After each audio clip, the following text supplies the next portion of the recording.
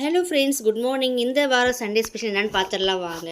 So பாப்பாக்கு இந்த April May வந்துட்டாவே வாமா ஊட்டிக்கு போகலான்னு தொல்லை பண்ணிகிட்ருப்பா. ஸோ போன இயர் நான் போய் வாங்கிட்டு வந்து அந்த ஃப்ரிட்ஜில் ஒட்டுற மேக்னெட்டை பார்த்துட்டுமா வாமா எப்போம்மா ஊட்டிக்கு போகலான்னு கேட்டு இருந்தேன். ஸோ ஃபஸ்ட்டு வாமா வீடியோ எடுமான்னு சொல்லி கூப்பிட்டேன்.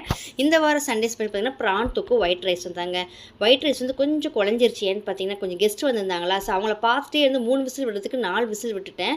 ஸோ ரைஸ் லைட்டாக குழஞ்சிருச்சு. அப்புறம் பாப்பாட்ட சொன்னம்மா விடுமா ப்ரான் தொக்கு இருக்குது, நமக்கு அவளை சூப்பராக இருக்கும் குடும்பம்னு சொல்லி சாதம் போட்டு டைம் 12:45 பசி எடுத்துருச்சு அவளுக்கு.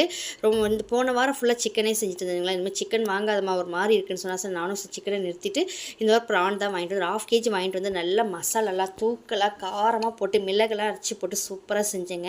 இந்த ப்ரான் தொக்கு செம்ம டேஸ்ட்டாக இருக்கும். இன்னும் சாதத்தை விட்டு இந்த சப்பாத்தி இட்லி தோசைக்கெல்லாம் செம்ம அல்டிமேட்டாக இருக்கும்.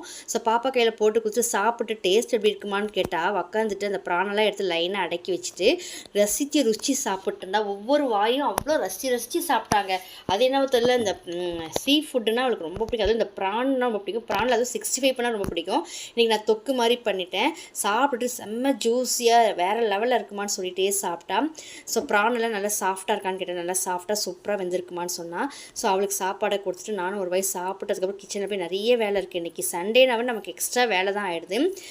மாவாட்டி அதை இட்லிக்கு மாவு இல்லை. ஸோ வந்து ஆப்பத்துக்கு ஆட்டலான்னு, ஏன்னா அந்த ப்ரான் தொக்குக்கும் ஆப்பத்துக்கும் செம்ம டேஸ்ட்டாக இருக்கும். மாவு வந்து ஆப்பத்துக்கு ஊற வச்சுட்டேன்.